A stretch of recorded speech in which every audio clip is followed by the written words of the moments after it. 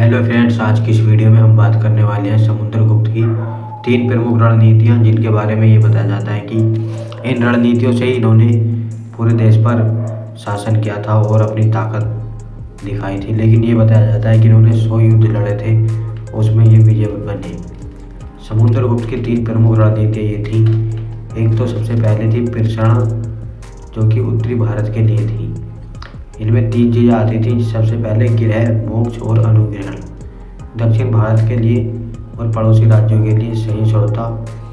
प्रेषण एक बौद्ध नीति में उत्तरी भारत के शासकों को पराजित किया जाता था।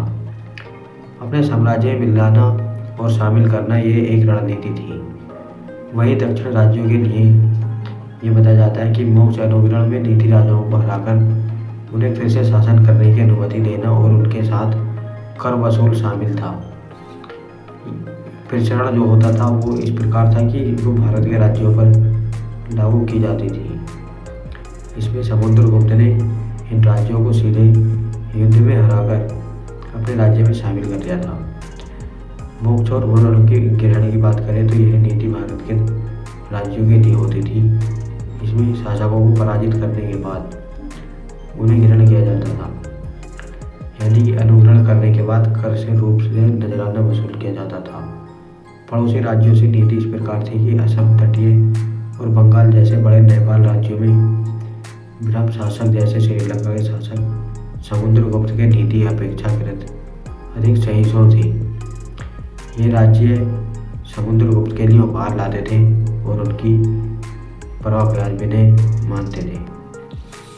समुद्रगुप्त एक प्रमुख गुप्त शासक था, जिसने अपने द्वारा जीते गए क्षेत्रों के आधार पर विभिन्न साम्राज्यवादी नीतियों को लागू किया था। उत्तर भारत में विजय और विलय की नीति अपनाई, जबकि दक्षिण भारत में अधिक कूटनीतिक दृष्टिकोण का समर्थन किया था। उनकी महत्वाकांक्षा की बात करें तो राजा चक्रवर्ती या महान सम्राट और एकराट शासक बनने से प्रेरित थे। उत्तर में उन्होंने कहा कि सभी प्रदेशों की विजय और विलय, जिसका मतलब था दिग्विजय की नीति को अपनाना। दक्षिण में उनकी ये नीति विजय नहीं बल्कि विलय की, जिसका मतलब विजय था। तो दोस्तों, आज की वीडियो में बस इतना ही। मिलते हैं कल अगली वीडियो में।